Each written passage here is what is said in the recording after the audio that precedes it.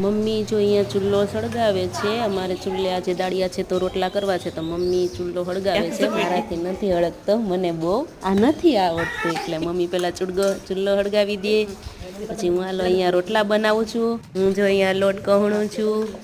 પછી હવે હાલ આગળ રોટલા બનાવવાના છે. જો હું બનાવું છું રોટલા ચૂલ્લે.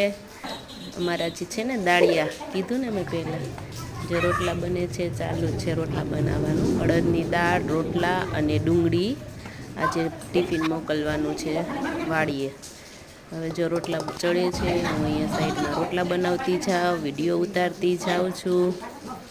તમારે કોઈને પણ અડદની દાળ અને રોટલા ખાવા હોય એ આવી જાજો. દાળ, રોટલા અને ડુંગળી. આ જો મમ્મી બેનપણી એવી છે અહીંયા બેસવા, એ બે બેઠા છે, હું રોટલા બનાવું છું ત્યાં. હવે મમ્મી જો અહીંયા ભાત પેક કરે છે.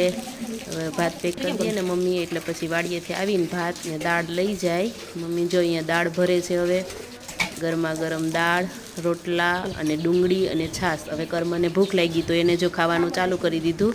વાગ્યા છે 11, પણ એનાથી રહેવાતું નથી, એટલે એને વહેલું ચાલુ કરી દીધું છે. અને એમ કે